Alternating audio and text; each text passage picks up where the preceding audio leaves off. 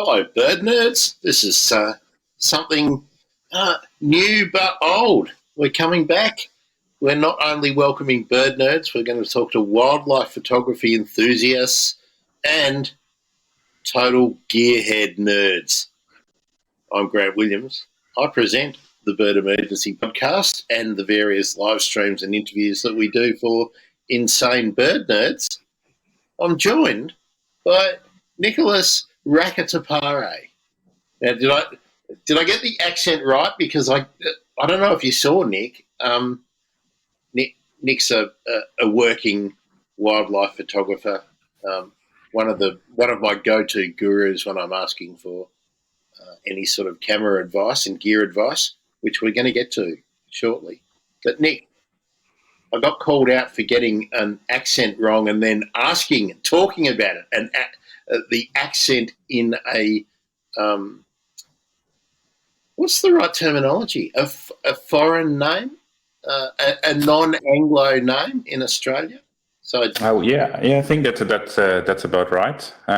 You did pronounce the name right as far as the English pronunciation of my Malagasy last name goes. Yes, it's that's how it's supposed to be pronounced. Now, thanks for dropping that in. By way of introduction, Nick is a working photographer earning his living from taking snaps, and I know that's a very lax way to describe really good images of animals and landscapes. So, Nick, can you give us a brief introduction to yourself and your career? And, hey, let's start with Malagasy background. Well, we're starting all the way back then. Wow, that's going to be a 12-series podcast, I think. All right. So my name is Nicolas Rakotopare. As you said, I am a conservation and nature photographer and filmmaker. And basically, yes, as some people might have recognized, or maybe not from my last name, I have Malagasy origins. I was born and grew up in Madagascar. And a lot of my family is still there. And amongst other part of the family who's scattered across the globe. That's why my accent might be a bit funny sometimes. And I moved to Australia about 13 years ago. And I did my science degree here in conservation biology and ecology. I did a few years working as an ecologist, which I really love and enjoy. But I've always had a camera in my hands, always. And I've always documented my life. I got my first camera, an old film camera, when I was 14, if my memory is right. And I've always, it's a compulsive thing. I just documenting my life. So it didn't start straight away onto the wildlife and the nature side of thing. But I've always done that, and when I moved to Australia 13 years ago and did my degree in science and ecology, that's when things really started to shape up for me, and when I really realized that there was potential for a lot of good to be done, both in photos and videos, and in that realm, in the realm of nature, conservation, and all the things, on a lot of field work for university projects and things. I was always the one with the camera in hand, photographing both the animals and the people looking at the animals. And every time I would come back, I would always get the teachers, the universities, the staff, everyone being like, "Oh, there's some great images. We need this for that. We need this for that." Or then it's like, "Oh," the teachers would put me in touch with NGOs that needed photos, that sort of stuff. And that's when I sort of realized there's really something special in there. And it's sort of like transitioned slowly from like pure ecology into pure imagery of nature and ecology, really. And that's what I do now. I film critters. I film the people who like study and protect the critters, and I also photograph them as well. So photograph the critters. So yeah, what you said was basically accurate. Plus video. Video is a big part of what I do as well. We'll sort of talk about the different choices and how you have to work when you are trying to do video and stills in the same location at the same time. But where did you do your university study, Nick? I did that at Griffith University on Ugambe country on the Gold Coast. And did you go like straight through, like, or did you have some breaks, be they enforced or by choice, and do some? The point of asking that is were you developing your photo skills and sometimes doing photography work, or just improving your skills and not attending your classes? To answer that question, we'll step just a few years before I arrived to Australia, because that's when I really started doing some professional work on the side. So before I studied Ecology and Conservation Biology, I was studying software engineering in Paris. So I moved away from Reunion Island, which is next to Madagascar, which is where I finished high school. And the degree I wanted to do in software engineering didn't exist on the island, so I went to Paris to do it. But that's when the first sort of digital revolution started. Until then, even in the family, we had some very, very basic digital cameras. Most of my dad's like family photos and everything were on film. And but then the digital world started like expanding and changing. You started having entry-level digital cameras that were actually quite good, and you could use and do a lot of things with. Doing the Canon 3, for me, was the 350D. So their first, I believe that was their third iteration of that series, and it worked really well. I bought that, and then on the side of doing my software engineering classes and things like that, that's more when what you described happened, which the photography and things started taking over my life to the point that the software engineering aspect of things was sometimes, if it wasn't something that really interested me, if, for example, like robotics, I've never been good at coding for robots, and so any robotics class, you would most likely find me taking photos instead of being in the robotics class. You know, it's been long enough that now I can say that I can't say the truth. But yes, that's when I really started photographing. Again, it wasn't wildlife to start with, but I have this passion for creating images, and I was helping friends in studios. I was borrowing lenses, any small sort of photography or job or opportunity. There was a skate convention down the road. I would go down and photograph that. And then I started photographing portraits and concerts for a small web magazine for rock music. And so I was going to the events and photographing there. I learned a lot about how to deal with poor light, which in hindsight was a great introduction to professional photography, because it applies very well in most of the time. When I'm in rainforest, there is not a lot of lights and all those sort of things. Everything is a skill in photography. Like whatever photography you do, you can apply the skill to another thing. I've done cooking, like food photography as well over here and there. Like there's always something very interesting to me in a photography style that you can apply to wildlife and vice versa. So yeah, so that's just going back a bit to the beginning when I was in Paris doing that, but then I moved to Australia. But even then, it's funny when I look back through some of the archives. I was always photographing. Paris, it's not a biodiversity hotspot, but every time I was in the park having a coffee or something, I was always intrigued and interested in the wildlife, and I was always photographing the herons, the starlings, anything that was around. I would photograph, and even before that, when I was in high school, there's often chameleons and things like that in the school. So I would always photograph the chameleons. What? I hope you've noticed an improvement in the sound too, Nick. While I was good, yes, while I was playing around with all of the images, getting ready for today, I forgot to switch a setting back. But dear listener, I hope we're sounding better now. Nick, what was the best band you ever photographed? Just while I digress. Best in terms of it's a very subjective question. I know that's a very subjective question that requires. requires Wow. you to Okay. pour out your heart. Wow. Because in terms of, I'll give two, just for two different reasons. In terms of my favorite band I photographed, because I really liked their music, and it was their first gig in France, I think, ever at that time. Pendulum. It's a drum and bass Oh, okay. band. Yeah. And they had this incredible LED wall, and the atmosphere was just off the roof. It was honestly incredible.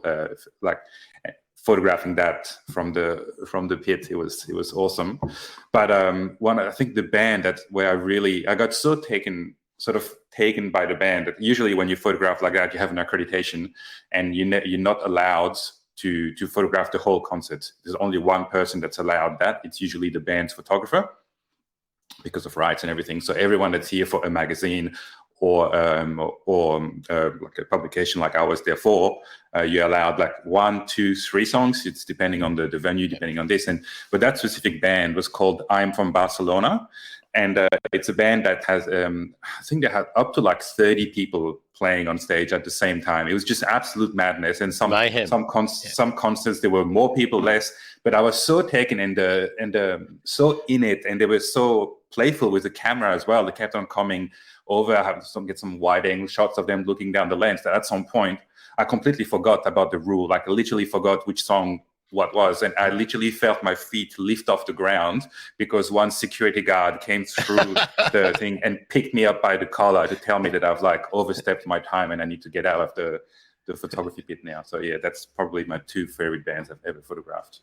Now, the point of following up on photographing bands, I knew some people who were making a living photographing bands in the underground scene in Melbourne for a while, and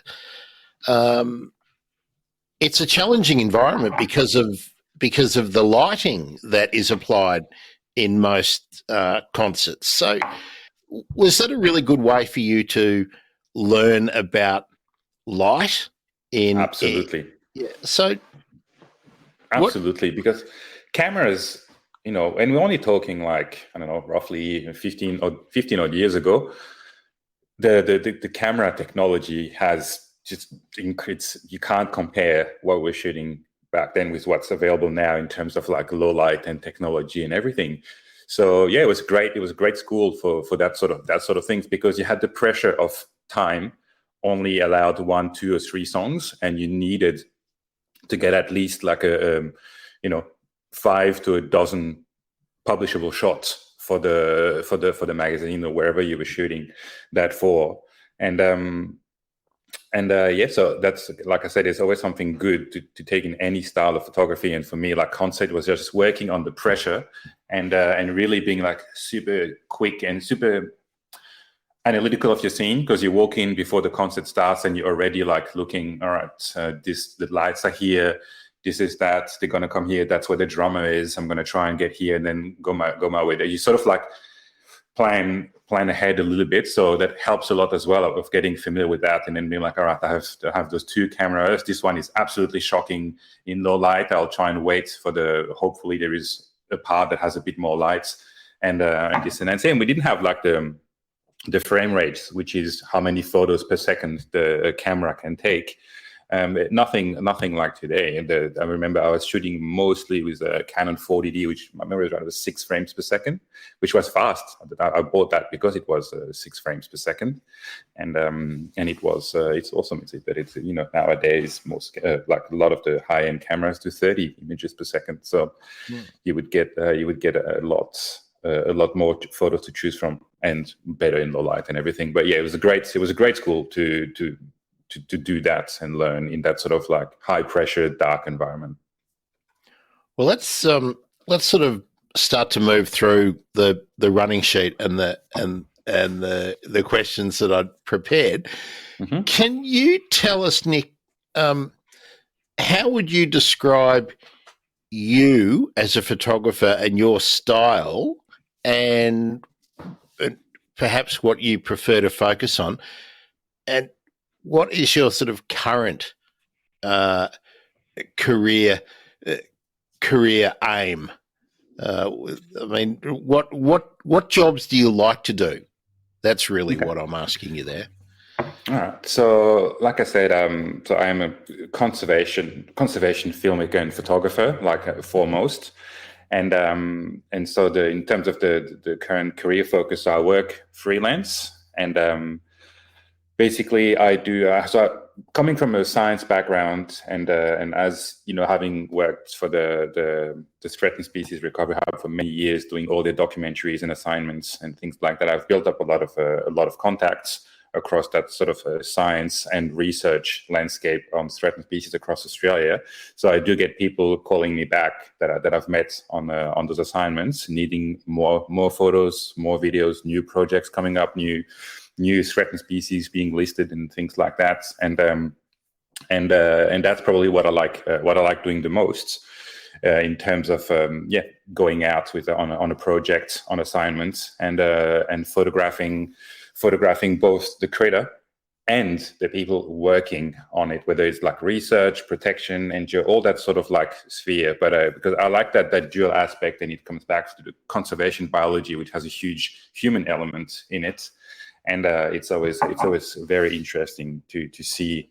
And I love meeting the people that have dedicated their life to protect or research that specific animal or ecosystem, and often like I benefit hugely from like talking and having that aspect to document as well, because then it helps me a lot gathering a better understanding of the biology of that animal, so then I can go on and photograph the animal, and because sometimes shots wouldn't happen without the knowledge, especially when it is a short amount of times and things like that.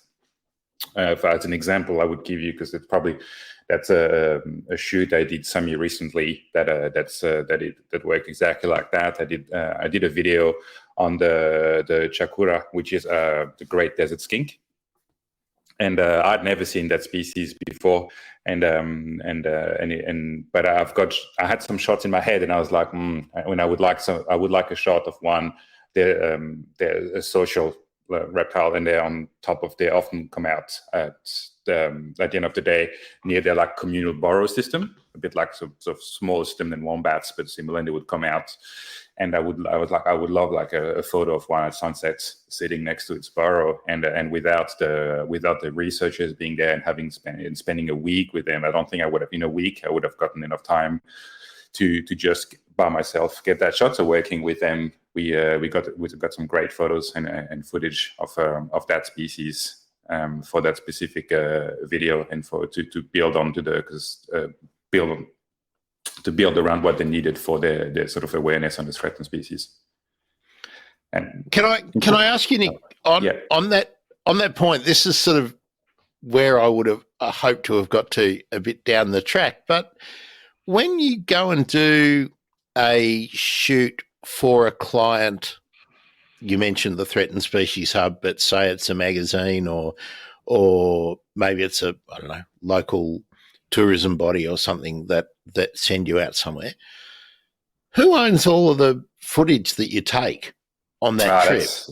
Like if you've been paid from woe to go, from your front door all the way until you come home, and all the costs are borne by a client, do they own everything you take, or do they only own what you give them, what you like polish up and present to them?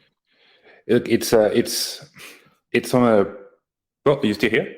Yeah. Okay, We're just focused on you because you're the expert. Yep.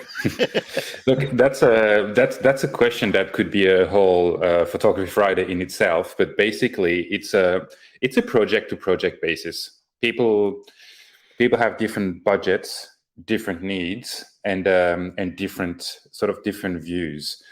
Some people will pay just for like more in video. They will pay for a finished product. And there's a specific fee that we agree on for a finished product. That does not entitle them to have every single clip you took. They just trust you as the person to make the best. And if they're happy with your editing, that's what they want. But they do not own that. If they want to get all of that, usually you negotiate the different rates. for owning the things, but also like you own, even if someone sends you out and pays for you to shoot something, you still own the copyright. If you want to transfer the copyright to them, that's another discussion as well. So there is pathways for everything. Everything is different. Everything is absolutely different. It's depending on your contract, depending what you do, depending how much people are wanting to pay, depending like what they need the image for. Often tourism body will, from what I can see with my friends, it's very different. I've helped friends on tourism campaigns a few years ago, and all those jobs were they paid that specific person I was assisting. I was like sort of second shooter, getting extra content for them as well. But basically, they agreed on, we want that output, we want that video for that long on that topic with you choose the best thing, you make it work, it looks nice. But all they had and they could use was that specific video, and it was already pre-agreed where the video was going to be used, because that also has to come into a mix. What going to be the usage? What's going to be? It's all like licensing. It's a huge thing. We could talk about it for hours. But to answer your question simply, it varies. It's very, very varied according to, again, it's something that you discuss at the contract stage of things. So it's very different to, say, if you are creating as a staff writer or a musician signed to a label or publishing company or something, where all of your output for a period of time is owned by the man. So how hard is it to learn what the boundaries are, Nick, for how much material you should be handing over? Like, is there a tendency when you're beginning? And that's the standpoint I come from. So viewers, welcome, by the way. Feel free to put a comment or a question in. That's kind of why we're doing it. But I come from an absolute beginner's point of view, but I hope to be able to earn some money or to get some benefits through adding photography to what I do by having people pay for me to go places and talk about stuff and maybe host events and whatnot. But how hard is it to learn? How much to give away, Nick? Oh, that's something. It's nowhere in the books. And again, because I am self-taught in all that area, I've never done a photography class or a filmmaking class, and my background is in ecology. But it's something that you learn. You learn along the way. There is now really good resources everywhere online. People are getting very transparent with how things work and how things should be priced. There are grids that you can sort of look at. I believe the AIPP used to have like the Australian Institute of Professional Photographers, I believe. They used to have a great sort of like a grid of some like a usual rates that should be done for a specific job. But again, this is just a guideline because this will depend entirely on you, your relationship with the client. There's so many things that come into play for that. It's you're gonna go and you're gonna shoot for them, but like who is them? What are they doing? What is the end use of the image? That's something you have to think about. Like, am I shooting for a multinational company which will have the images used forever and ever, huge and make them millions, or am I filming or shooting for this NGO which I love the ethos? They don't have a huge budget. You're trying to work with them and sort of like you have this at a reduced rate, but that's all I can give you. Or sometimes you might do something differently because you want that client to be a repeat client, and or again you have a really good relationship, or you have a terrible relationship and you just like, I want to be done with that client and not hear about them anymore. There is no one answer to do that, but there is always. I often get people asking me as well, about like working for free and everything, and it's so depending on the context, the person's sort of situation. Like in general, it is hard to be paid for photos and videos and things like that. A lot, very often, people I would say everyone not, but like a lot of people, think it's just pressing a button, and it shouldn't have such a value on media like that. But it is way more than that. But that doesn't preclude me or people to do things either like at a very reduced rate, or when you're starting for free. But if you do it for free, you really have to make sure there is those elements of like, I have a good relationship, and this is really beneficial to me. It has to be 200% beneficial to you to do that. You can't just do it and it's not going to take you anywhere, because then you're just making someone else money and you will be stuck in that area. So you really have to be careful and picky about those moments you do that. Now, before we get onto gear, because I'm sure a lot of people are going to want to know all about your rig, and we'll probably come back to some of these points, but I want to ask you a cheeky question, because we've never talked about this before, but this is something that people have asked me from a beginner point of view about getting into photography. What's the kind of rate? Is there an hourly rate, if you're working out how long a project might take you or should take you, that you should never, ever go below? Again, I'm going to go no, because like we've just discussed, everything is there is so much that comes into play. It's impossible. It's impossible to put a exact value. It's depending if it's, if you're sitting down, you're like, all right, I'm going to be a photographer now. It's going to be my main source of income. And this is how much I need to make a year to make it viable. This is all my expenses and everything. But it's different than someone who will be like, well, this is something I want to do, but only like a third of the time. And so it's so different. There is, like I said, if you're good at what you do and you're confident, all I can say is don't sell yourself like short. Really, sometimes a no can trigger more opportunities down the road than just saying yes at a rate that is not viable, and then you will not enjoy. You'll be burnt. You'll not be able to live out of like your talent and your skill. So there is no actual, again, that's all like my personal like opinion, but there is no exact value.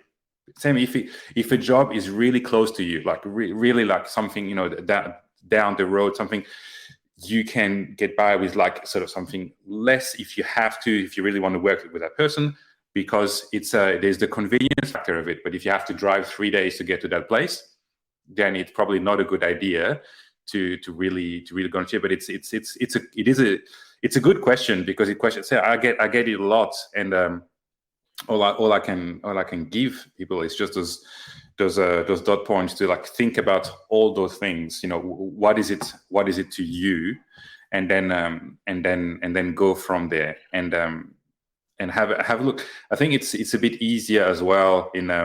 I get really good advice from friends that work in the wedding and portrait industry. They seem to really have like sort of a good understanding of like how to deal with that sort of things and how it works. And they always like good value when I have a question on that.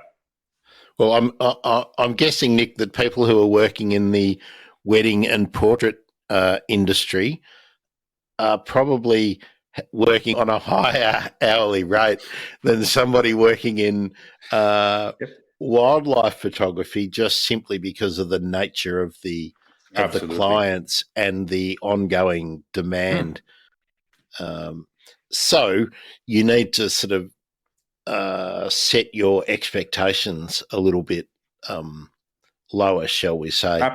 Absolutely, but they're still great, because, as you said, they have such an ongoing demand in their area of photography that they all become really good at that aspect of photography. And although yes, the rates are much higher than in the nature sort of area.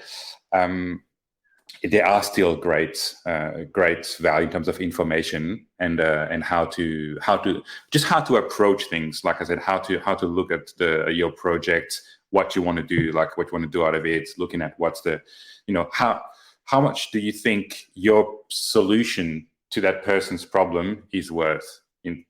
As a summary, someone is like, I need images for that specific purpose, and you sort of, there's lots of different things like that how you can approach, and not everything works for everyone, but it's always good to me to have, over the years, reverting to people that work in that industry, always have good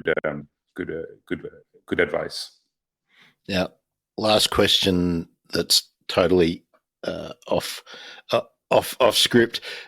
Before we get to gear, do you have an advantage in your chosen subject area of wildlife and conservation by actually being a trained scientist over someone who may be an amazing technical photographer?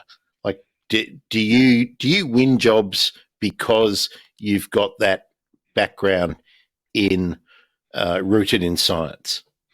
Absolutely, and I've had that's sort of like my niche, and I've had a lot of discussions with clients and things afterwards, and especially people that became repeat clients or repeat projects and things, because it does help when it's so specific, documenting a biodiversity survey of a specific area. You might, as you said, you might have a very good photographer that's very technically proficient, but has no idea about the subject, has no idea about the critics that are going to be for what's going to happen. And so what helped me a lot is I have that rapport straight away. Someone calls me like, we're doing a biodiversity survey, we need images, we're going to be catching, or we're doing a quoll survey, and I know that will entail most likely some cage trapping. I know what cage trapping is, what it looks like. I know what sort of images you can get out of that, and I know it helps a lot, especially with that, because you know exactly, you and the person have the same expectation and knowledge of what's possible or not. It's happened to us over the years when we're working with some broadcast producers that weren't on location and not very well versed into the fauna and the critters, and asking for shots that were absolutely impossible, asking for like nocturnal marsupials to be out in the middle of the day for long periods of time and things, and the fact that I know the species, I know how it works, I know about how people care for it, like everything around it has really helped me in that specific example, like reasoning with a producer, being like, all you have here is impossible to get, and it would be actually detrimental to the story because it's showing something that's completely wrong, and telling that person, this is how we're going to shoot, this is the different areas we'll get to shoot, this is the different shot list we'll provide, and it will work in the end. It's always worked. It's never had an issue where it actually didn't work in the end, but it's just that, yeah, to go back to your question, it is a massive advantage. It's the same to being ready to. We've had a long time ago some filmmakers that sort of had issues with or photographers working in remote conditions, not knowing how to deal gear-wise with 7 days camping in the Pilbara, for example. Not being able to sort of prepare themselves for 7 days. What's the power situation going to be like? How are we going to deal with this? And it's all the things are the skills go from science and like field biology to photography and wildlife photography. It sort of creates that area where I can talk. And even on the field, it creates good relationships with the people I film and photograph, because they know that we speak the same language, and they can trust me, and that's how I sort of, you talk about your style of photography, and again, that's slightly separate to the wildlife because it's documenting people who study the wildlife. But I really try and go with that because I know what's going on, and I know what to expect, and I know, all right, we're going spotlighting now. This is the sort of shot. This is how the light is going to be, and that sort of stuff. I feel like I'm less intrusive than someone that would have like no idea, because I know exactly like what I want, what I need, and what's going to work. and through that, it's I think we have really good times on the field with the people I photograph and all that knowledge. And we can talk about the species as well that we've seen. We can talk about the work, what animal we've tagged, and all that sort of things. It just creates this sort of niche for me to be able to work efficiently and positively with all that whole nature and science sphere. You're out there with your tribe. That's it. Yeah. Out there with people that are like-minded, with people that are doing incredible work, and through that, it just makes and that helps a lot because it's when I used to tutor field biology, and you would get first-year students on their first field trip ever, which is very different than their annual camping trip with their families and things like that, and I used to tell them, the attitude is about half the work. If you're positive and things, everything sort of will follow. And yes, it is difficult condition, and it's the same. And it's the same. I've had shoots in areas where you woke up in the morning, it was already 39 degrees at 7 a.m. You had slept with a fair few. You shared your tent with a lot of centipedes. As soon as you went out, you had about 1 million flies going up your nostrils. And when the fly would take a break, all the sweat bees would come around. And I've had some very, very funny moments trying to photograph people and trying to be silent, filming while you have flies all up your nose and ears and your eyes, because I can't always wear the net because it's hard to see the screen sometimes. So it's all of those things. If you're ready and you know what's going on and you're used to it, makes it easier for everyone to do that. All right, well, we're just about to leap into gear. But, right. Nick, are you responsible for some of those fantastic quoll release videos that get about on social media? There is a fair few. I have done a fair few myself. It might be, might not. I'm not sure which ones, but I have done a lot of animal release. It's a great shot, and it's something that's really well done on mobile phones as well. So I used to do some classes for scientists, workshops on how to sort of the tips and tricks of the trade to get good shots on your mobile phone, because I can't be everywhere all the time. And those slow motion release shots are an absolute delight. Usually they're great. Unless you have a quoll that's decided to zigzag behind every single one of your cameras, and then stop at the edge of its den, look at you, and go slowly back in. It was a very interesting experience. Yeah, I had 3 cameras rolling, and I had exactly 0 seconds to show 4 on that one. But that's how it is sometimes. Quoll. You just can't get enough quoll. Quolls, incredible, and incredible animals. Still learning. I'm still learning so much about them, but and how a difference they can be. I've filmed and photographed northern quolls in the Pilbara, which were quite the aggressive critters coming out of getting them out of the traps and thing. Had to be very careful.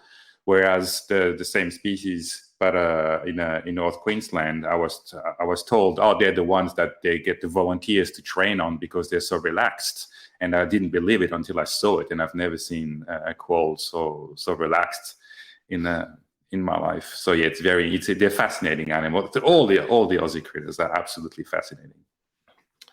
All right, well, we've been promising it. Let's get into gear, Nick. Which one of your workhorses do you want to start with?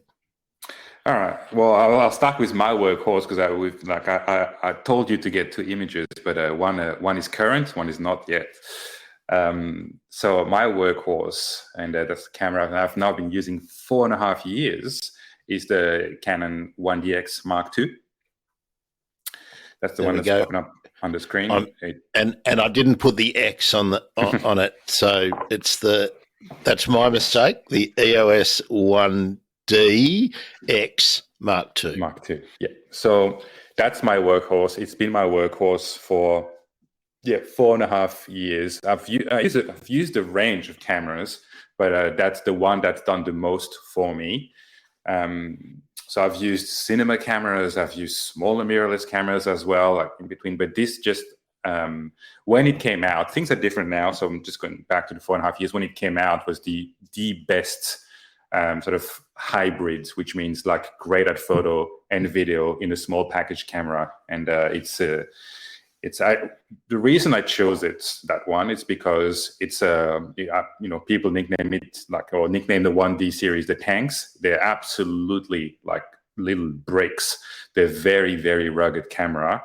They're very reliable, and they're very fast. And I could get great video footage as well as photo, because that's an aspect of my work that's also been only been possible through the changes in sort of the photography and filmmaking industry, that now you can get excellent video capabilities in small bodies like that.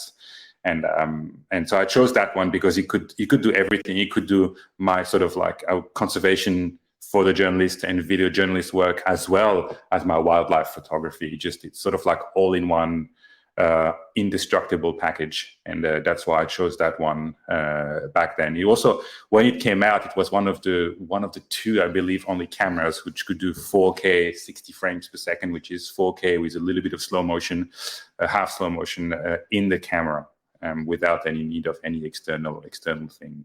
And that's why I bought it, because it just ticked all these boxes. There's nothing to me. To me, the name of the game for gear for my work is reliability. It doesn't matter if it's not like the latest, but and I'm very, very specific, very picky. I kept it for 4.5 years. I could have changed something in between, but I kept that one because it just works. It doesn't skip a beat. It's never skipped a beat. It doesn't not matter how hot it was, how cold, how wet, it just works. And that's something that I really value over everything.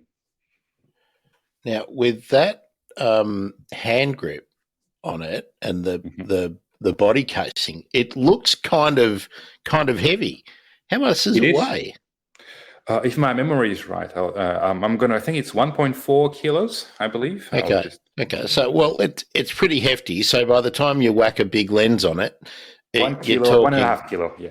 That's 1.5 kilos. So by the time you put a big lens on it, you're talking, and a strap, and then carrying your tripods and everything, you're talking, probably 3 or 4 kilos, yep, just in the gears. So easy. The tripod's heavier than 3 kilos. Yes. Yeah. So, you said it's really, really rugged. I'm guessing it's totally weather sealed. Absolutely. Yeah. Okay. So it's an absolute workhorse and a beast. How long does is the battery capacity of it, and how and importantly, how long does it take to charge? It's very depending if you're shooting video or not, if you're doing long sequences or short clips and things. But it's long. It's long. I can't remember. I believe the battery is rated for 1,200 shots. Again, it's maybe my memory is tricking me because I haven't looked at it. But the simple way to answer is that it is very sufficient, very, very sufficient. I have 2 batteries for it, and I've never needed much more than that, because I've always had some sort of as well extra power supply, something alongside with me where I could charge. But I believe it's over 1,000 image on a charge in terms of still images. And is there a limitation of how long you can take a continuous video?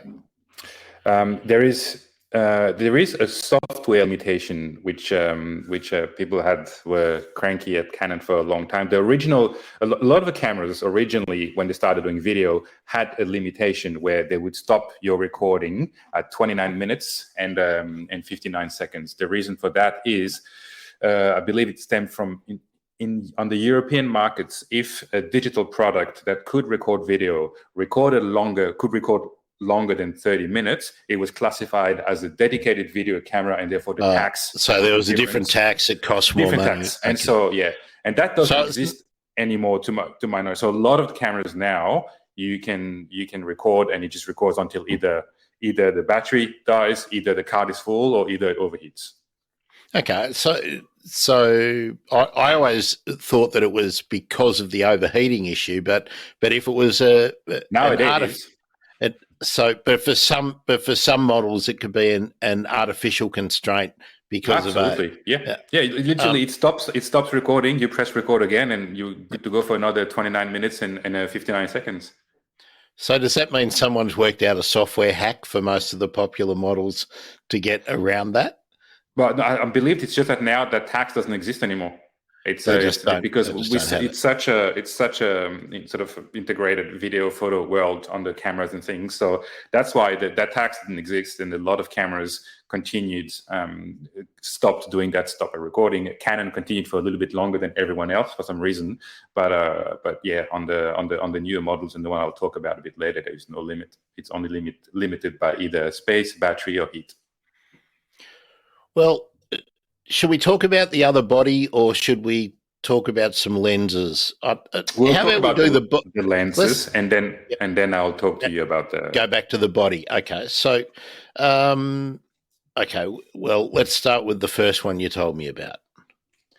this one. Well, this is very simple. That lens. If I had to just have one lens for the rest of my life, it would be that one. And I often get like people like looking at me with big eyes. They're very surprised.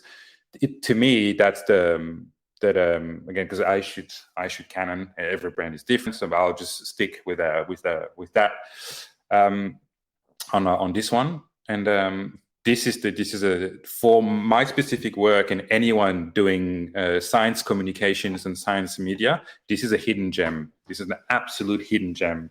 It was introduced to me many years ago by a friend who works in time lapse and hyperlapse photography for the same reason he was like, that lens is so underrated, and but it's great for me for different reasons that it's great for him. But basically, it's an L lens, as you can see with the red ring. It's weather sealed, has really good optics, but what it has, it's also like on the sort of, again, I'm going to say cheap. Everyone has a different like concept of cheap. It's a very subjective thing, but in terms of like how the price of lens, it's quite affordable. I think it's at the moment might have go back up a little bit. I'm not sure anymore. I bought that one so long ago, but you can probably find it for like less than $1,000. Yeah, around, yeah. Secondhand, even like less than that. But what's really handy, and why that's my favorite lens, and if I only had to have one, I would just use that one. It has, it's hard to see like on the photo, but in the corner there is a small macro switch, and so basically you take the lens all the way to 70 mil, you enable that switch, and it does some magic with the optical formula inside, and you can get, not 1-to-1 ratio, but you can get so close to your subjects. And it's absolutely amazing, because for me, 24, great to set the scene, film the people, 70 to get up close. So I've got the whole range to get my wide shots, my medium shots, my tight shots. But then I often dealt with people holding small animals. It could be holding a small a delma.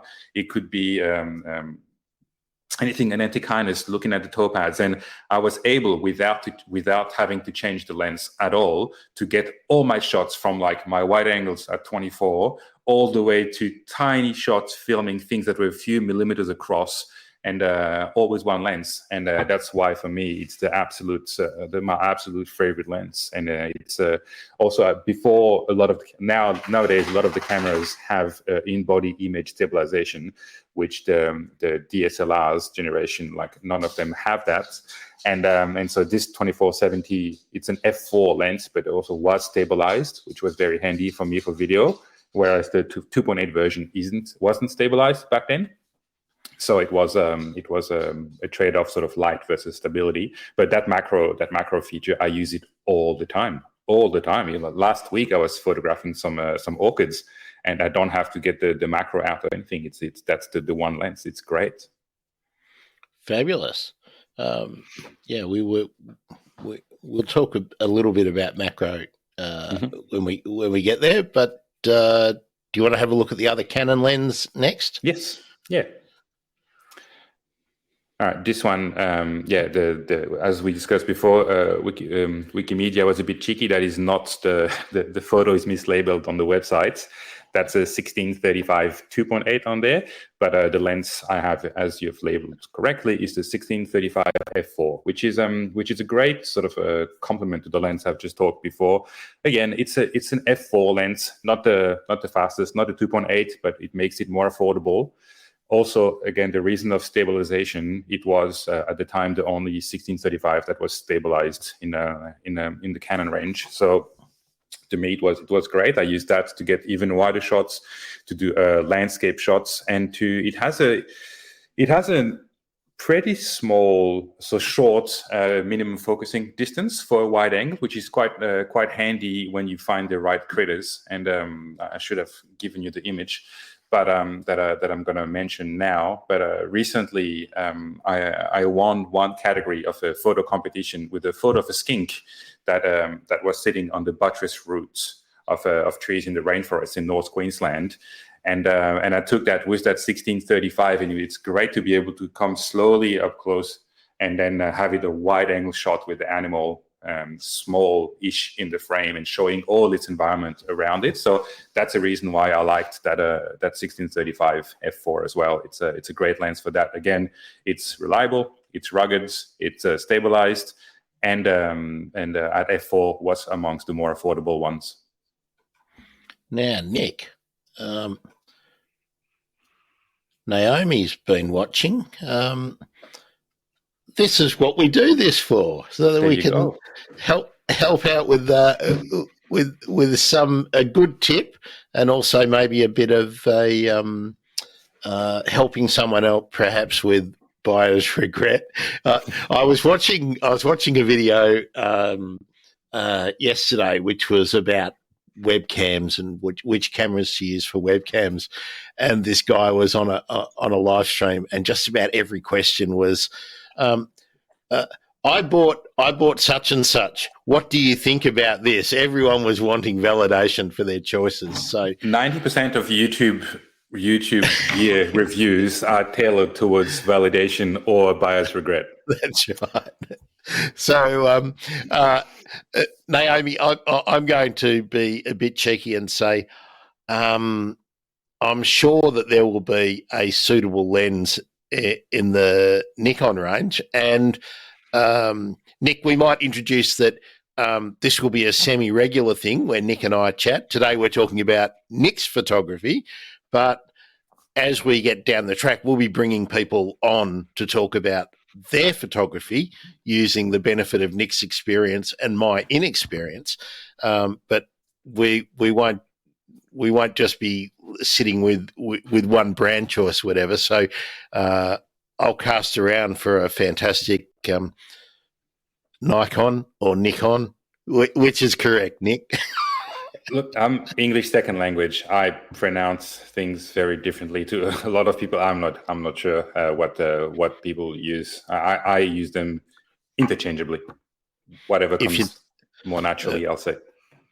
You type it into Google and it's the same. It's the same word, no matter how you say it. So that's right. So Naomi, perhaps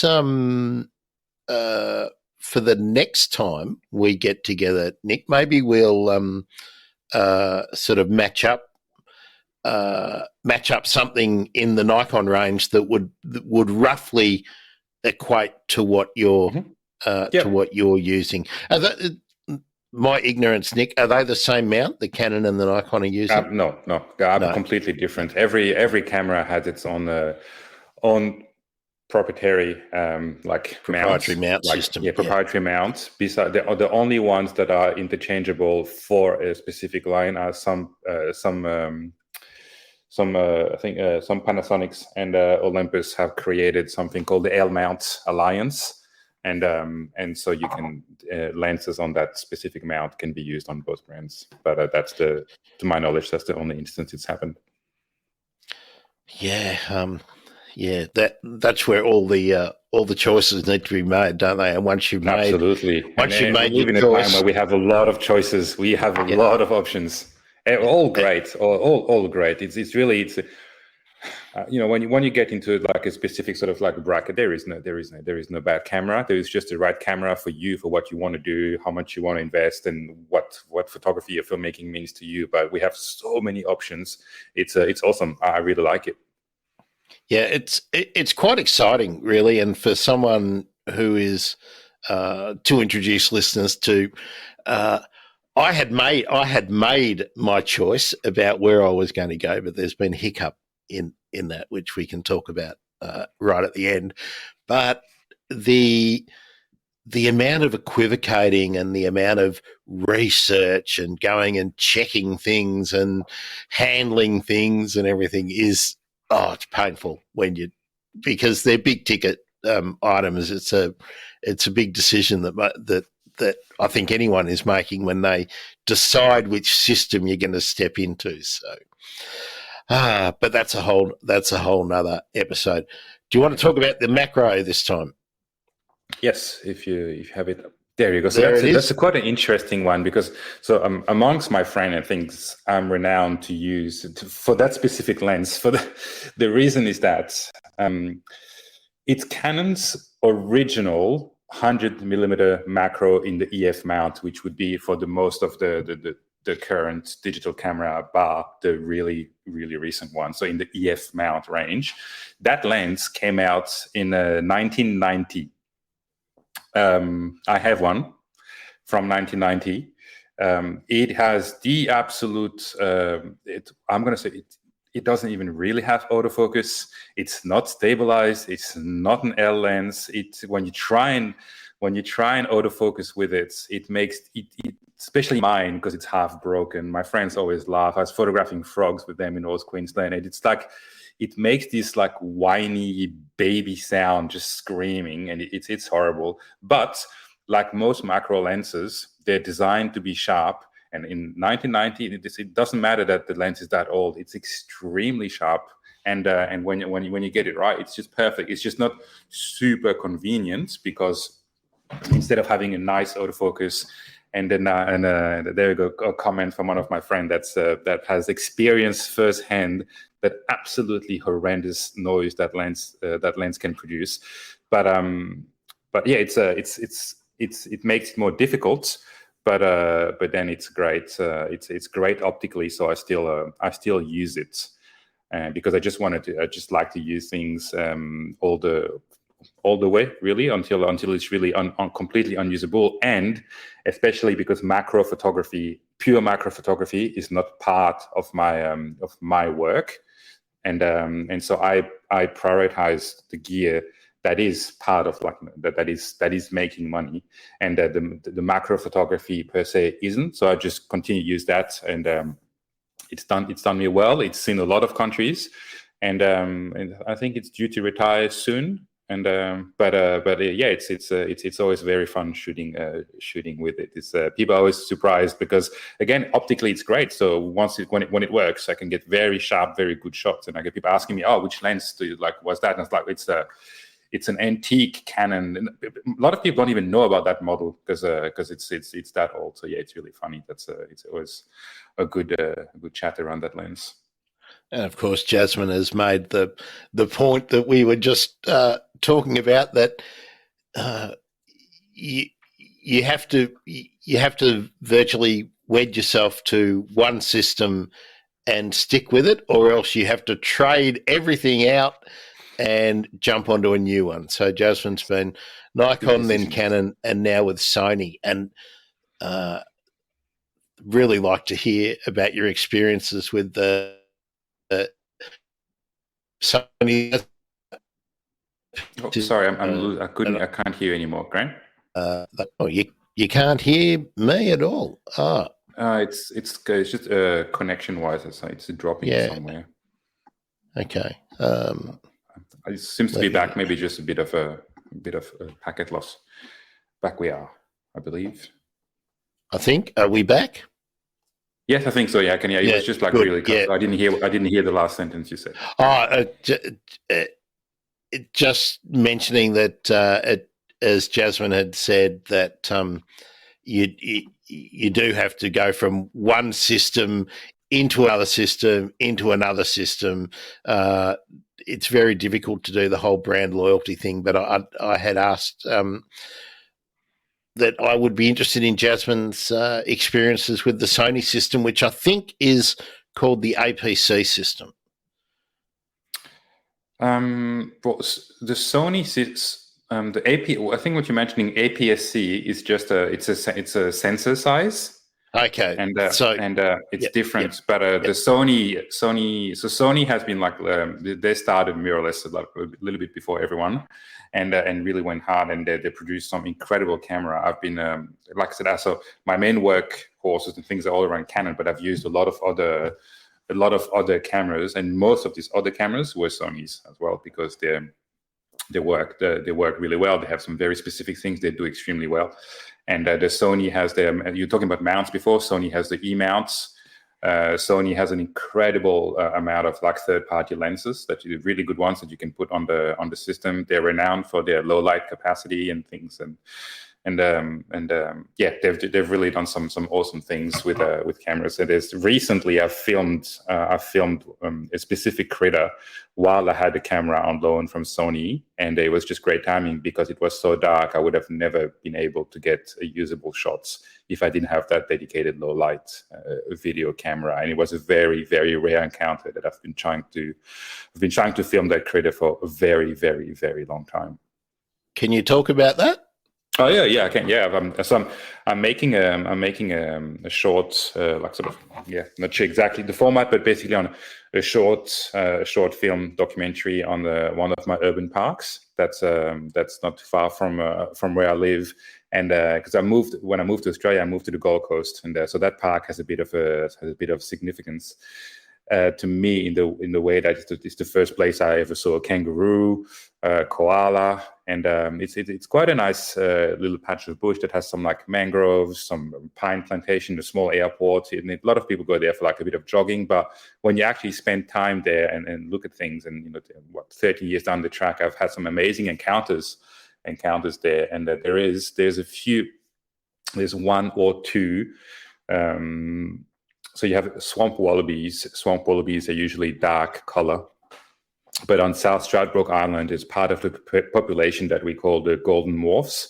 They're completely like bright orange with a white face. They look nothing in terms of color like a regular swamp wallaby, and I've been trying to find those golden morph swamp wallaby in the park for a very long time, and lucky, not maybe like 3 months ago, I got to spend 1 hour with one of them in around corner of a trail, and it was awesome. It was very dark, but I was lucky to have that camera I had with me was dedicated to low light filming, and it sort of all just aligned for me. And I'm very excited to share that because, again, I love showing what's around in urban parks. We have so much. We're so lucky to some. It's an example. It's sort of exaggerated, but in some places around like urban parks or camping spot, we have more wildlife at a campground or a car park of some urban parks than you would find in a whole day in some forests in Europe in terms of pure like sort of larger things, biodiversity. It's quite incredible, and I've had some incredible sightings and moments. I have discovered firsthand how far a koala can leap in the air when he wants to go from one branch to another, and I was very, very, very, very impressed. So that's the critter that I got some footage and I'm working on. I just need a bit more content of the different ecosystem because I really focused on around the Melaleuca swamps and sort of like open grassy eucalyptus areas, but I want to spend a bit more time in the mangroves now to document a little bit what lives in there, and then I'll make a short video showing people what's in their park. Overseas viewers and listeners will probably be shocked to know how clumsy koalas are on the ground, but how amazingly agile they are in the trees. They look slow and dopey, but boy, when they want to move, they can move. it wasn't quite as big, but it was just, to me, it was because I filmed it as well, and I was looking at it, and it was very reminiscent of, very reminiscent. It had the vibe of a lemur leaping. It wasn't as agile or anything, but it was very impressive, because I've seen a lot of koalas over the years, but that one, which was a few days before that encounter with the swamp wallaby, that encounter with that koala was the most exciting and most amazing encounter I've had with a koala, because when I first spotted it, it was just swapping trees. It was on the ground, and yeah, it was absolutely. And again, a bit of luck involved. I had the right gear with the right lens and the right everything at the right time, which doesn't always happen. And tip for young players: do not stand directly below a koala. I will just tell you that one. Unless you are wearing a raincoat and a good plastic hat, because any arboreal critter usually try and avoid. Yeah, it very stinky. Now let's just make note. Jasmine loves her Sony's. Just got a second body, and I think that's what tends to happen. That you're happy with one. You get the next one, and then you start collecting lenses. Back to lenses. Oh, no, actually, before we get onto that one, Nick, for beginners, when would you choose and use a macro lens for what kind of work or pleasure compared to maybe a standard a standard size lens? Which one of your earlier lenses would you say to someone to start off with? I think it was this one, yeah? This one, absolutely. Absolutely, okay. This one, yep. Okay. When would you choose a macro lens? What sort of work would you be looking to do? So when you're trying to show small things big, and so like lenses are sort of rated for like a ratio of how much they magnify things or represent things, and usually the most brands will have something on the 100 millimeter. Like, so Canon has a 100 millimeter macro. I think Nikon is a 105 macro. Sony is a 90 millimeter macro. And basically around it, all those macro lenses will help you think about an ant on the tip of a leaf or something. It's anything that's small. You want to get up close to it. And the good thing with the 100 mil as well, because you have some 60 millimeter macro, but when you have a longer focal length like the 100 mil, you can also be a little bit further away sometimes, like from specific things. So if you were photographing a frog with a small frog with a 100 mil macro, you wouldn't be right up close to it like that, because if you were that far off a frog. And for people that are listening, I'm roughly like showing, I don't know, like 5 centimeters from the frog, all you would get is the eye of the frog, basically. Yeah. So with 100 mil, it's nice. You can be about 40-60 centimeters away and get like a nice shot where the frog is big in the frame. And for real beginners, I'm thinking of some of those sort of cliche shots, the droplet on running off a bit of sundew, that kind of photography, or where we're looking at grains of sand and things like that. That's macro kind of shots, yeah? Yeah, absolutely. Anything, yeah. But yeah, you can summarize with anything that's tiny that you want to like show small things. That's the idea. Plant flowers when you're out looking at your orchids. Yeah, that's exactly right. I think people, as well as Jasmine listening with like your orchids, because it's all the orchids I find or I photograph are usually people telling me about orchids, but I have some dot points about that later down the track. But yeah, it's not for orchids. This is not for orchids. This is not for orchids, and this is another example of so that lens I have. I believe that's I think that was released in that version was released in 2000, I believe. So it was 22-year-old design lens. But again, when it came out, and for a long time, it was labeled as the sharpest lens ever produced by Canon for a while. It's just incredibly sharp lens. 2.8, which is the aperture, means it's quite good in low light.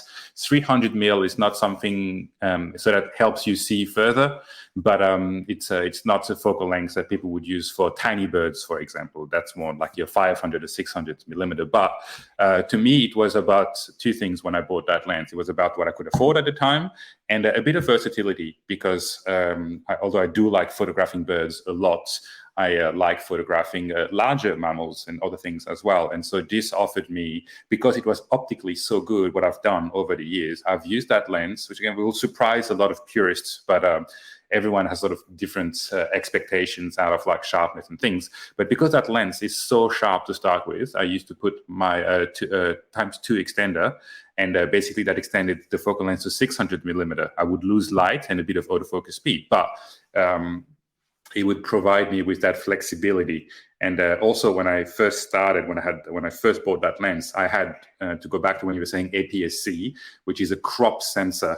And so you put that lens on a crop sensor camera, and depending on the brand, it actually doesn't act as an effective 300 millimeter, but would act more as a 460 millimeter, things like that. So you would get more reach. Still at 2.8. And another example of an old lens, the main drawback of that lens nowadays, because the version 2 came out and they've shaved a lot of weight out, because that's the thing, most of those you see like those big white lenses and fresh, they're so good optically, even like a lot of the lenses from like this one from 22 years ago, optically, they're excellent. But what they can do and improve is usually on the weight and on the size. And so the new one, the version 2 of that lens, is way lighter than that. I was going to ask you, how much does that weigh? This one, I believe it's either 2.5 or 3.5 kilo. Yeah, so something. It's significant. It's significant. Yeah, which is always part of the trade-off that you have to make, especially if you're traveling. How much can you either carry, like if you're trekking, and the other thing is, how much can you afford to pay for in excess baggage? Because I'm sure that's always a consideration. It often is, and but it's depending on, like you see I see those photos of people like shooting for huge production, which they will literally have 50 plus like baggage, and when I've spoken to people where their excess luggage budget was in excess of $30,000 for a shoot, just on excess baggage, that sort of things. I'm not at that point. We're not talking about that, but I'll answer shortly. But it will also be, I think there'll be a lot of people interested in a dedicated sort of chat about all the tricks that you can do and how to adjust everything to be able to fit everything.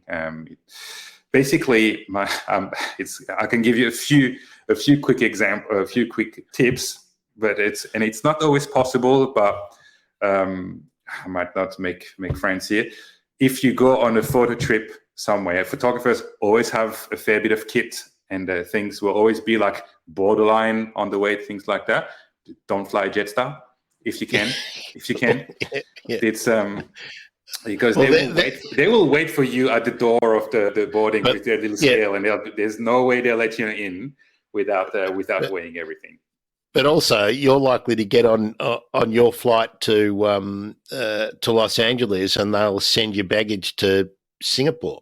So it can happen. I have avoided them as much as possible for that specific reason. I've had just for the weight side of things. It's just it's down the track. When you make your calculation, it's cheaper to get a ticket with another airline that's slightly more expensive. But then when you have your luggage, you have more cabin allowance. They're a bit more like relaxed and things.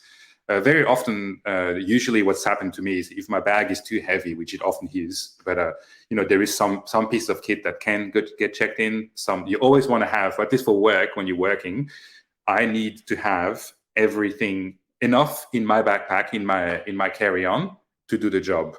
It might be difficult, it might not be like perfect, but I need to have enough that if I get there and everything is lost, at least I have my backpack and what I'm wearing on me, and I can finish the job just with that, which means one set of audio equipment, like a body, a lens, the computer, and that. So that's usually sort of always a borderline on the weight. But often it's about chatting with the people, because very, very often people are very rational. They're like, because even if you don't have a lot of equipment, like that lens is heavy and big, and they're like, oh, you have to put things under, and you open the bag and they're like, okay, there is just 2 cameras, a laptop and a lens. It's obviously worth a lot of money. And so what they usually tell me is just, that's why I always leave a strap on my camera when I travel, and because put it around your neck. Put it around your neck. They're like, look, put it around your neck, and then it doesn't get. That's what I always get advised by the people at the check-in. Put it around your neck. It's fine. It is what it is. And then it gets a bit uncomfortable, but it's okay. I would rather that. I think Jasmine's comment is a bit similar there too, like sling your pack over one shoulder and pretend it's not heavy, so that doesn't get counted on you in your luggage allowance, and just go for it. And Jasmine making sure that neither of us is going to ever get any sponsorship from Jetstar, because Jasmine says quite categorically no Jetstar. She would have a lot of experience in traveling with photo equipment, so I would listen to that advice. But it's just, again, I sat down, did the math, and looked at options, and it's the little things, the little amounts, because now a lot of airlines are competitive, and the little bits you sort of save just make everything more difficult for you as a photographer, make everything more difficult for a range thing. You have more risk associated to your travel and transit time. And so I've made my choice which airline I go when I go back to the same destinations. I always look at what their policy are on the luggage. Qantas has quite a large allowance for a cabin. I know they're always like on the more expensive side on tickets. Sometimes they're not. It's always worth shopping around and not just being like, I'm going to go Jetstar because I want to get to my destination as cheaply as possible. Right. It's sometimes it's all you can do, but I've had flights where I was in a 7-seater and they've told me you have 2 kilos allowance on your lap. So all I had was like at that time I had like a Canon cinema camera, just like the cinema camera on my lap, and everything was like put on there. But it's a bit different because you can see the people putting it, and you can be sure that 7-seater aircraft is going to the right island because you're in it. You can talk to the pilot. The pilot is right in front of you. You can be like, "Are we going to this island?" So very good, very good. Well, before we get off gear and into talking about the good stuff, all the shots, in your current setup, which we've been talking about. Actually, we haven't talked about the second body, have we? So we'll just talk about that. But what I wanted to ask, Nick, is there anything that you're sort of not happy with or that you're planning to change in your current range? Well, my trusted 1DX Mark II will take a well-deserved retirement lifestyle and be replaced by the Canon EOS R3 in about 2 hours. Hot off the press. We're breaking news. Absolutely. Yeah. So I've tested a lot of cameras in the past 6 months, a lot, like all brands around, and the hassle of changing system aside, like this camera, I've tried it and has really, I liked it so much that I decided not to test another one that I thought could work for me. But this is basically the 1DX, in a mirrorless version with all the new technology advancement 2022 can bring, basically, and it is much lighter. So it has the grip, but it's just a kilo, which is quite incredible when you have it in hand for something that has such a good ergonomics. Now here's a question just for you, Nick. Yep. Asking for a Canon frame, what Canon would you frame. recommend in really large lenses, more than 300? It'll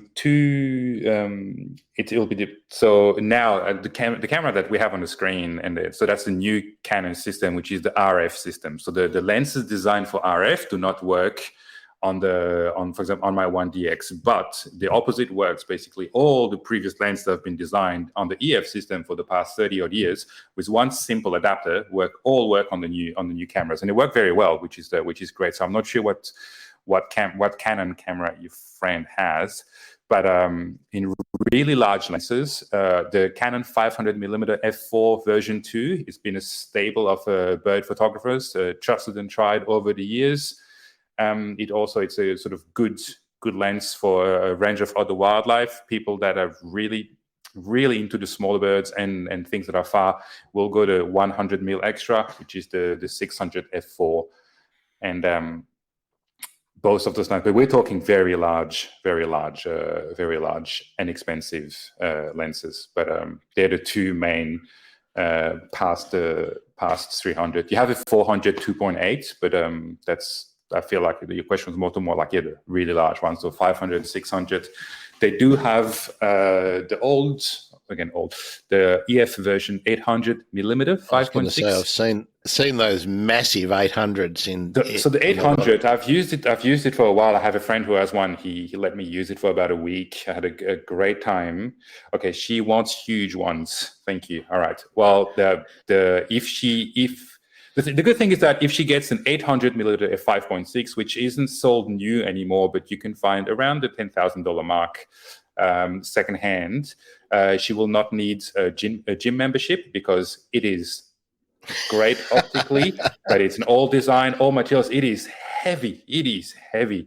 Very, very heavy lenses, and this one. So they have done all those three lenses in the new RF system. They've done the 400 to 8 RF, the 600 f4 RF. So she should be looking either, if she wants really huge ones, I would say something that is sensible and huge, which I'm not sure if it works together, but sensible and huge. Probably she should be looking at the 600 f4 version 3. Because for 600 it's quite light. Again, that's what I was saying before, like most advances in those lenses, they've been optically great for decades. So now they're just getting lighter and more compact as everything advances. And 600 f4, she should be looking at that. The version 3 is really light for a 600. Whether it's a RF mount for the new camera, I don't know what she has, or the EF, they're both really good. Fantastic. All right, let's move on to some of the good stuff, Nick. Some of the shots that you let me show, and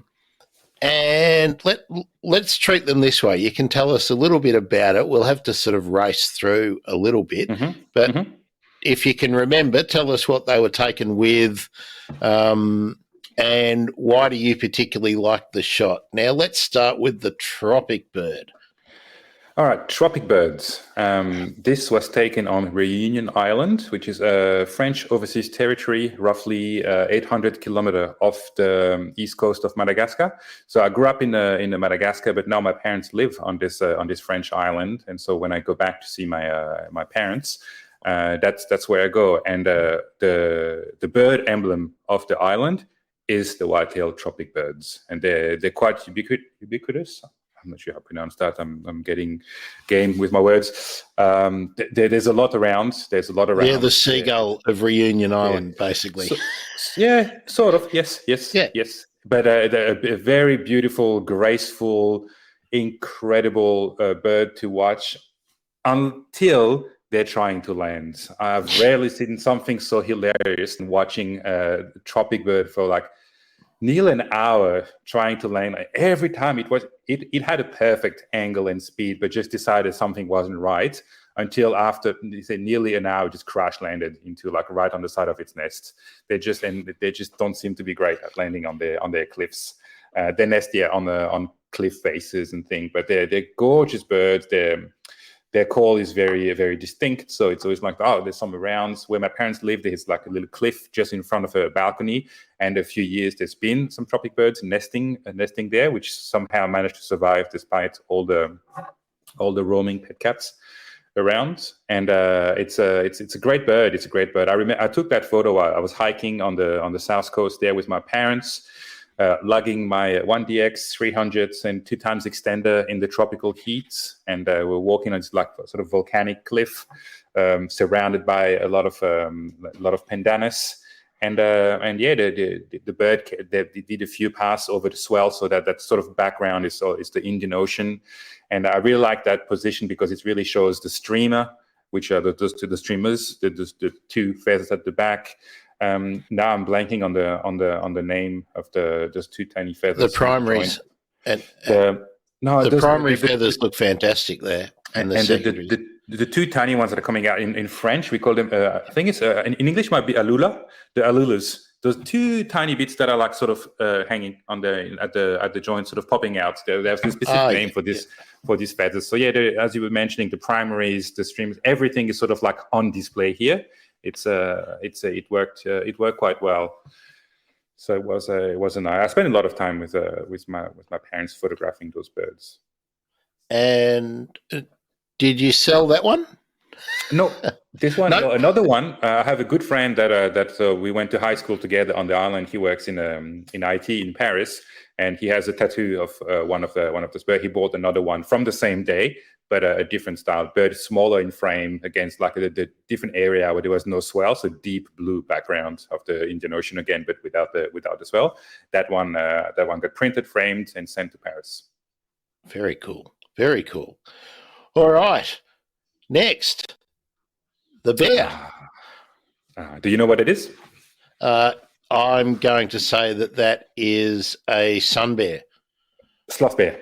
It's a sloth bear. I should have noticed. I should have seen those claws. Yes. Yeah, sun bear would have shorter fur, way shorter fur as well. But yeah, it's a sloth bear photographed in Sri Lanka.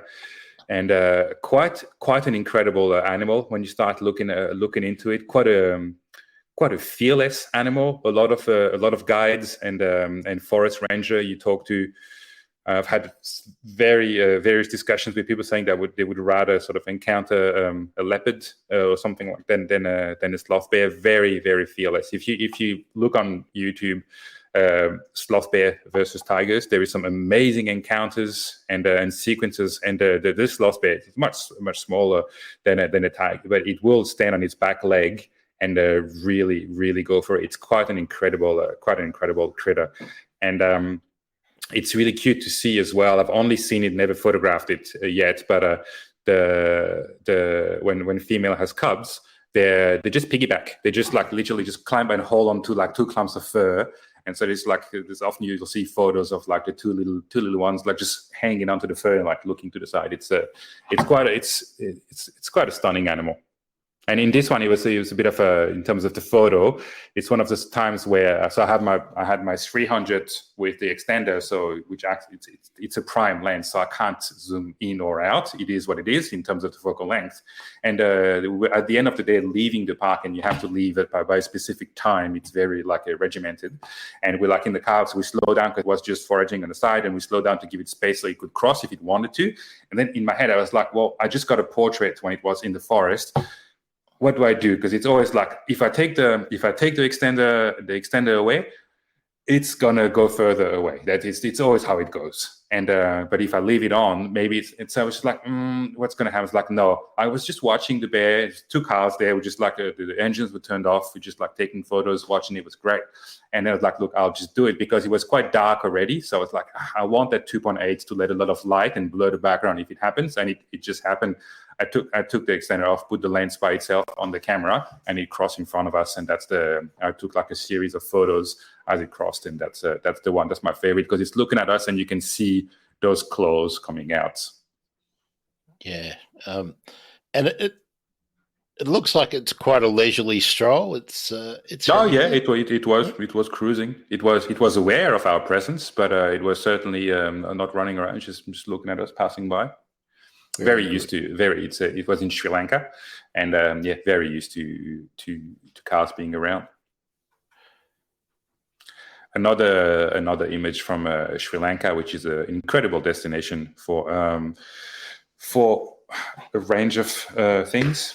the wildlife photography is really, really, really amazing. The critters are just so good. It's to see leopards, and it's one of the best places in the world. And this is one of my favorite leopard. If my memory is right, that's YF32, also nicknamed Arya, and after Game of Thrones, but quite a young female. I think just left her mom maybe like maybe a year before that. My memory, I have all it in my notes, and I'm in no way an expert on big cats, but I'm trying to remember what I was chatting with my friend who studies them, and had all the information, because I know the code name and the name of the leopard, because they've been following a lot of the leopards, and they look at the pattern of the rosettes and dots to be able to identify them. So that's why we knew who she was and sort of how old. But yeah, another incredible. There's such a beautiful cat, so sleek. This shot really works for me, Nick, because the vertical axis, if you go through the centre of the nose, works with that trailing leg and that dense patterning on the crown, and with the angle from the eyes, each eye coming in, and then to the nose and the mouth with that Y shape. So it's not symmetrical, but it makes you feel like it's symmetrical. It's just got and it draws you in. Yeah, it sort of like draws you in. The side, I was really, I think for that photo, I probably took a sequence of maybe 50, 60 photos of her walking on that trail towards like that. And I settled on that for this specific reason that you were just describing, that it's really sort of like, it was the best position. It was drawing the viewer to the eye. She's sort of looking towards the dead space, which is like a little bit wider where she's going. But also it was the perfect sort of position, because of the light that's coming through was sort of like backlighting her paw and the side of her face. So I really like that.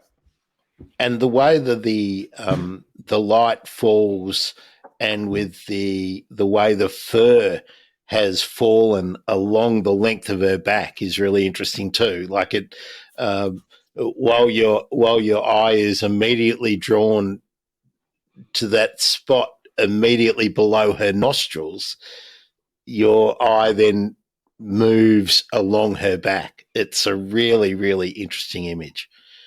Yeah, it's just, they're so gorgeous. They're just so like sort of sleek, agile, moving without effort. It's incredible seeing a big cat in the wild. And I've only seen like a few species, but yeah, leopards are definitely up there. It's quite an amazing animal. Are you ready for the next one? Bring it on. This one. That's the one-horned rhinoceros, or Rhinoceros unicornus. This one was in the Terai area of Nepal, so the south of Nepal, in the lower-lying areas, in the Terai forests, and Chitwan National Park, which is a place that's world renowned for people to come and photograph these critters amongst others.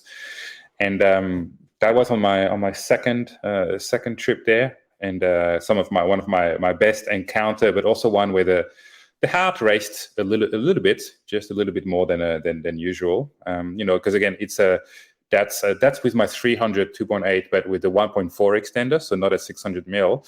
That's virtually uncropped. And what happens is that, so if you see the background, there's the background is the grass, and so at night, you have the town where you stay, you have the lodges, the village, and you have like the Rapti River, the main river system that goes through there, and that sort of makes the boundary into the national park, and you get like a little boat and go across with your guide for the day, sort of thing, and you can also like go down the rapids and then hike back through the park to the village, and often at night the rhinoceros will cross the river and go and have a little snack in people's veggie patch or backyards or things like that. It can happen. There's footage of them being a bit lost in the village as well. But what happened there is that we caught one on its way back into the national park. And but because the river has a fair bit of current flowing through, and you're like on this dugout canoe with like one of the guys has a pole to try and sort of navigate you, but usually you get in and you sort of like follow the current. It's really hard to go backwards or turn, but we saw it arrive, so they tried to place the boat for us to photograph it, but by doing so we actually beached the canoe in the middle onto like sort of like a gravel bank, and we were stuck there, and this happened to be exactly where the rhino wanted to go. And so I could see that it was making everyone a little bit, it was like the four of us, the two guides were quite uneasy trying to unstuck the boat. So I was already we all had like I guess an escape plan in case we had to, because they're pretty, you have to give them, it's a 2-ton giant that can sprint at 55 kilometers an hour with terrible eyesight, but great smell. Sense of smell. So you have to be a fairly, as with everything, you have to be respectful. You have to give them space. That's why we use long lenses. And but in the end, we got a bit tense. But then the boat sort of like dislodged, and we managed to like turn around in perfect timing as the rhino entered the water and then lifted his head a little bit. And that's why. So to go to the aesthetics of the image, what I really enjoyed is that you had the sort of like dry, wet parts of the rhino, the fur on the ear. There is some raven poop on its back as well. And all those little things on the high resolution file, you can see there's some flies around the horn, and see how like all the folds of the skin as well. It's quite incredible skin. They have those rhinos. It's quite something to see that species in the wild. Yeah, the fringing of the hair on the ears and with the light passing through that is really interesting. Was this a trip that you were commissioned to do, or was it one that you did for pleasure? So that was a personal trip. Sightseeing. This one. Yep. Sightseeing. All right, let's bring up the next one. Dear. Again, I think I'm gonna ask you for all the random critters like that, because I know you know your critters well. Do you know what that is? Well, it's a gecko or it's a snake. I can't tell enough on the small screen that I was looking at it on. It has eyes like a gecko, I think. So am I right? It's a gecko. Yeah. It's I know the scientific name. I believe it's a mossy leaf-tailed gecko. That's its common name. Yes. It's endemic to Madagascar. It's in the Europlatus genus, unless taxonomists are trying and have. Well, they've probably changed it by now. Probably changed it by now. But last time I checked, which was a while ago, it was a Europlatus. So it could be probably still Europlatus sicerae.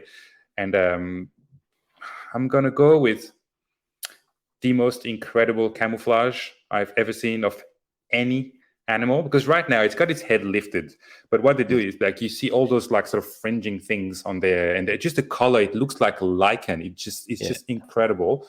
And the first time that I got shown one in a national park in Madagascar, it took me like a solid minute. The person was pointing at it. It was just above me. And I was like, nope, I can't see it. I cannot see that animal. It was just incredibly camouflaged. It's and we have leaf-tailed geckos in Australia which camouflage really well as well, but this is next level. I've never seen any other animal camouflage so well in my life.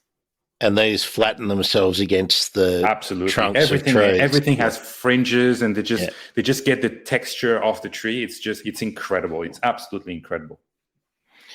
Fantastic. It's I think it's just all about the diagonals, the angles there that get you looking at it, and that eye is just amazing. The patterning on that eye is amazing.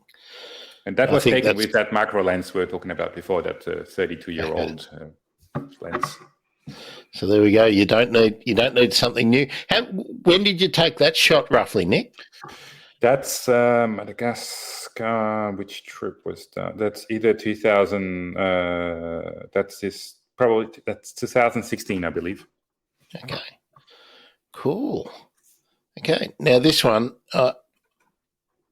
I've called it cloud forest only because it's a forest with clouds, not actually in the cloud forest. So that's so it's not cloud forest, but it's in the in the specific sense of it. But I put that in there because it's it's hard for me to. I always get asked, what's your favorite photo or favorite animal? I don't have it. It's impossible. Everything is tied to memories, trips, things, projects. This is from Borneo, and more specifically Danam Valley, which is the Malaysian part of Borneo in Sabah, and it's like this sort of viewpoint tower in the middle of the rainforest, and Danam Valley has the core area is this primary, incredibly tall, incredibly amazing rainforest, and basically sitting on that tower before sunrise and then watching the sun, or like the blue hour when I took that photo at sunrise, and you can see the forest breathe. You can see those clouds like that mist fog slowly move through, and you can hear the calls of the gibbons like carrying really far, and you can hear great Argus pheasants and all these other things doing. It's incredible, and that image is just. And then in terms of the composition, I liked all those lines and just those gigantic trees poking through. It's again, that's probably one that's maybe more ingrained into my memory and that sort of thing. That's why I like it so much, because it was such an incredible moment. But it's just stunning. Rainforest like that is just stunning. What I see, apart from the cloud and the canopy, or the canopies in there, is that it grids nicely into thirds vertically, but also into quarters if you use the horizontal lines. So it's technically a really cool picture.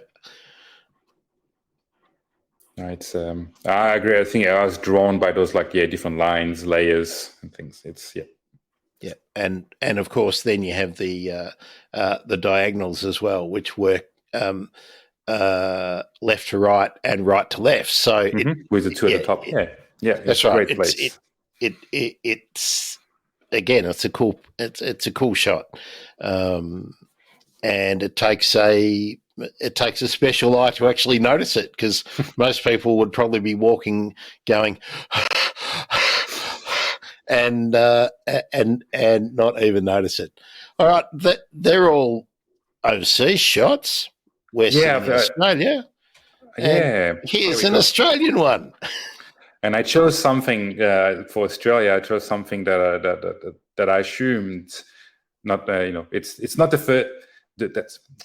That's an ornate cowfish, and I do not believe that's the first thing people think about when they think about Australian endemic wildlife. But it is in Australia. It's probably my favorite Australian endemic fish. It is absolutely gorgeous. The colors are off the charts, and it's just this incredible. And I had again a great experience. Such a curious little fish. We're just looking at the front of the dome of the camera, coming around, and that again, and like with a lot of shots, when you go to places that you don't really know, and underwater photography isn't something I do like a huge amount of, but I'm lucky that I have like friends that do that, and I wouldn't have gotten that image because credit where credit is due without my friend Chelsea Habish, which is an incredible underwater photographer based in Adelaide. Her work is just absolutely stellar. And on that day, she let me borrow her whole equipment. So we did 3 dives together, and she was just showing me all the wildlife, and had told me about the ornate cowfish and how it would behave, and what to do, what to not do, to let it sort of really come close and let it do its thing. And without all of that thing, which it goes back to the early discussion of like exchanging with people that know the wildlife. It wouldn't have worked, but yeah, it was an absolute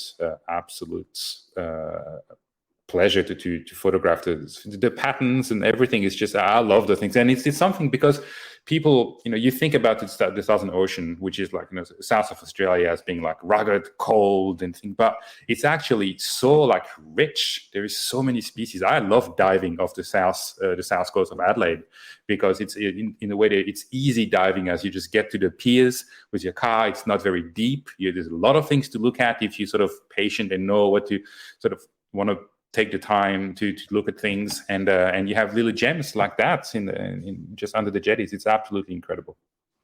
Well, there's probably a whole another episode talking about underwater photography, and I'm guessing you had to borrow the gear. You weren't that familiar with it, so we can talk about adaptability.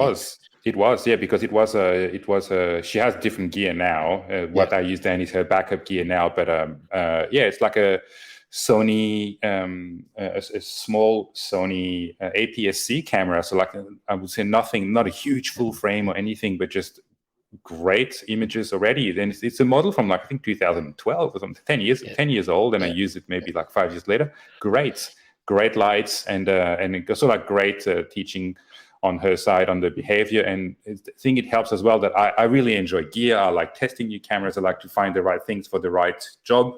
And through that, although I didn't shoot with Sony on a regular basis, I was pretty quick to pick it up. Usually you put a camera in my hands and I can sort of work it just from the fact that I've used so many brands over the years.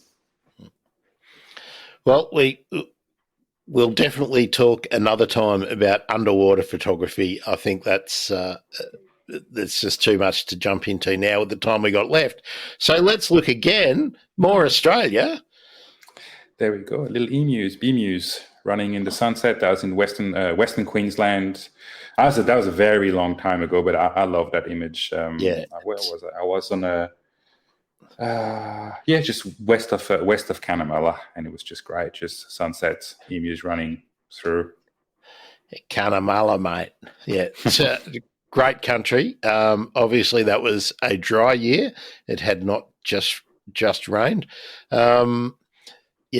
Typical outback kind of colours. Mm-hmm. Again, that beautiful horizontal lines that break the shot up nicely into thirds too. Again, Nick. So beautiful composition. What would a photography chat about Australia be without a Roo? Mm-hmm. And an old man Roo. And actually, that's what I like about that image. It had the All Mate vibe. It's a young Joey. It's a young red Roo. Yeah. Look at the color on the face for that. It's the markings were absolutely incredible. And so the story there's a few things behind that image. First, so I took that image last year, but it's not digital. It's a film photo. Okay. So it's a film. It's shot on Kodak Gold 200 with my I have a Canon EOS 1, so some sort of 1D version, but not D because not digital. But it's a 30-plus-year-old film camera that I use on a irregular basis. But and this young Roo is a rescue. So I was with carers in the Channel Country in Western Queensland, and it was one that was old enough to be in the sort of soft release pen, and so I was just sitting outside with a cuppa and watching that Roo, and the fact that it was pretty close like that, and the light was gorgeous. It was just looking at me, and so I had 300 2.8, which was perfect to make that to do that framing and to have that blurred background at 2.8. I focused on the eyes, but being filmed, I did my best to focus on the eye. You never really exactly know how things will pan out. We're very lucky with the digital cameras, but and because the light Kodak Gold has some very warm tones, very warm yellow tones, and I was like, it's going to work well there. And but yeah, absolutely love that those markings. That he was nicknamed Noah because he was brought in after the floods. He was found after the floods. Well, I think he probably had a difficult time because for such a young animal, he's got very old soul look about him. There was something special about his look. Yeah, it is incredible. I just wanted to throw something non-digital in the mix as well. Yeah, no, really good. Well, next time we talk, I think we might revisit that picture. I've got a few things to say about it, but time's going to beat us today. I wanted to talk about this one because this is a great bird photography photo. I think this is what a lot of bird watchers want to get when they are going out on a trip. An iconic bird in an iconic action, not so much an iconic pose, but an iconic action. So tell us about this one. Where do I start with wedgies? It's just this, as you say, many people like want to see them, want to photograph them, and I understand why. It's just it exudes power. There's no other way. Like it's just incredible bird of prey. And so in this instance, it was as well along 2017. I took that photo on interesting into like because we talk about gear. I'll just quickly talk about gear first. It's shortly after I went on a trip to Madagascar with 10 of my Australian friends. I took them around to see my granddad and then show them some of the wildlife of Madagascar. And on the last flight out of Madagascar, because we're talking about like luggage and things, and because of the amount of gear I have, I can't take everything like in my bag because it would literally be 25 kilos, and that there's no way you can do that. Anyway, so I had my 300s and my tiny, at the time, Canon's first mirrorless like iteration, which was like very sort of early days mirrorless, very different than what you would get now. And my 300 and my drone in my backpack, and everything that was in my check-in was stolen in the airport in Madagascar during transit. So when I landed in Réunion, the bag was half broken and everything was gone. And so all I had when I did that trip shortly after, where I was doing a bird survey on the Untitled track in South Australia, sort of like linking South Australia towards Ulara in the Northern Territory, and yes, so all I had, that camera now resells probably for, I don't know, $200, something along those lines. It's very, very simple early days, like 5 images per second. Every time you take a photo, the screen goes black, the image goes black. It was difficult, but it was such a good moment with those two wedgies that that's when your mind goes like in hyperfocus. That's all I had. I had the good lens, but like a very, very entry level camera. And I always use that as an example to be like, the lens is very important on a camera, and you can produce very, very good thing even with entry level cameras because the sensors are good. You just got to live with them with what the little drawbacks. But yeah, to go back to that image, we just seen some wedges in the distance, but when we stopped, they flew off. They were very far, so I just walked on the dune to see what they were looking at, and then saw there was a carcass not far. It's like, oh, that's probably what they were. They were not on the carcass, but further up. And then as I'm walking, I'm like, all right, well, let's get back to the car. As I'm walking back to the car, I just heard like a bit of noise, and I looked back, and out of nowhere, because I only saw one to start with, and there's another one literally above me going the other direction. And it's like, whoa, I was so taken, it was so close. And so I just turned around, stopped, and started like taking photos that it turned, and then it flew in front of me. And then I could see there wasn't that dune wasn't there yet. It's sort of like it was more, the dune wasn't across the whole landscape, but I could see where it was going. And I was like, oh, it's gonna go and try and land in that sort of bush, because it had that sort of like slow moving thing, and it didn't seem like I was pretty far, because I had this 300 with the time to extender, and that little camera was a crop sensor camera, so I had in my hand effectively nearly 1,000 millimeter, and hence I was just like, I just need to nail a few frames there and just track it, because it's hard to track birds at that sort of that focal length, because things are really sort of narrow field of view. It's hard to follow. Anyway, so I just sat and really like watched it approach and kept it in the viewfinder until that happened. And so I have like a few series of shots from that moment. I have the one before as well, where it's just gliding past, and it just all worked. I did because I could have moved, but I've really, again, it's a lot of like anticipation, and I was like, all right, I feel like it's going to go there.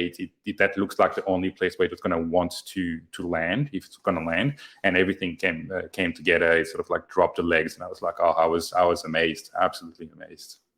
So people might say that was luck, but it's you understanding what the bird was likely to do. There's always luck involved, but there is there is a lot of that sort of like mental preparation behind it, and it can only be a split second. But your knowledge leading to that point will make that split second the deciding factor into like if you get like a really nice frame or just something else. It's quite nice. Another tropic bird this time because Rainian Island is a volcanic island, so there's a lot of volcanic cliffs, and we got very sunburned that day. I have a behind the scenes photos. Me, my mom, and my dad sitting on the rocks watching the birds, and I was trying for like a long time to get that specific shot. And because I got a few without the stream, and I really wanted the streamer somewhere in the image. So we spent like a long time, and we were also on a little volcanic beach made of volcanic rock. So it's all black and extremely hot, and just the heat. We all got sunburned that day, but I really like the contrast between that. And I was adjusting the shutter speed so that I would try and get the head and most of the body in focus, but a bit of movement on the wing. That's the only photo of the whole day where I managed to do that. So with that, it looks black and white, but it's not. It hasn't been processed in black and white. You haven't filtered it that way. No. That's actually the light conditions, the volcanic rock in the background, and you've got a bird that is black and white, pretty much, with a dull yellow bill. So, that's a really, really, really great image. I had to look at it a couple of times before I worked out what it was while I was preparing those, Nick. So very, very, very cool. Well, time's getting away from us. So for Photography Friday, I've still got a bunch of things on the list to talk about, especially when we were going to talk about ethics, and I was going to talk about we could do a whole series on that. Well, we'll certainly do a whole episode on ethics, particularly with that thing I sent you yesterday that I saw on Twitter, which has become a big issue for particular tour areas in India. But it's not. Let's not pretend that the way people approach and assault animals with different techniques, it's not an Indian problem. So certainly don't think that. We might give people, because there's still people watching us, if there's a final thing you would like to add or a question you would like to pose. Thanks, Naomi. We've just got some love, and we got a like. Thank Naomi and Jasmine. Speak now or forever hold your peace. Isn't that what they say, Nick? That's exactly right. So I hope we answered Naomi's question on the for her friend in terms of her question earlier on. We'll try to address it. Yeah, there is definitely a 2470 F4 equivalent. Nikon, I don't have it on top of my head. There would be something equivalent. Sorry. Feel free, Naomi, to reach out to me as well, or to Grant, and he will direct you to me on my Instagram page. I'm happy to give you some advice on Twitter as well. Now on Twitter, it's LE_Rako. Someone. There we are. The nickname. Well, okay, so that banner I've got there, Lurako, that's your Instagram handle. That's my Instagram handle. So yeah, if you Naomi, because your second question for bird photography, what do you recommend? That it's quite it's depending on a lot of things. What Nikon body you have, what's the budget, what sort of things. So yeah, I feel like it's can't answer in straight in one go like that. I already have in my mind what's possible, like what's the best option, but I have to know more about what all those variables. Yeah, and we'll just pop back to that. Thanks very much for that, Kangaroo Island TV. You're welcome. Jasmine's got a comment too. Oh, I'm glad it was super entertaining, because I really don't want this to be like those terrible bloody blah. Let's review some gear and whatnot on YouTube. Running right out of time. Naomi, thanks again for that comment. Thanks so much. It's been wonderful to hear and see fantastic photos. She'll get in touch. We'll be doing Photography Friday again, won't we, Nick? We will, absolutely, we will. I'll work out some dates with Nick, and Nick won't be the only person that I'll be talking with, but be a regular co-host. Running out of time, I'm Grant Williams. You can catch the Bird Emergency everywhere, and at Bird Emergency on Twitter. Nick Rakotopare, thank you so much for being part of Photography Friday. My pleasure, always. See you, everyone. Bye. Bye.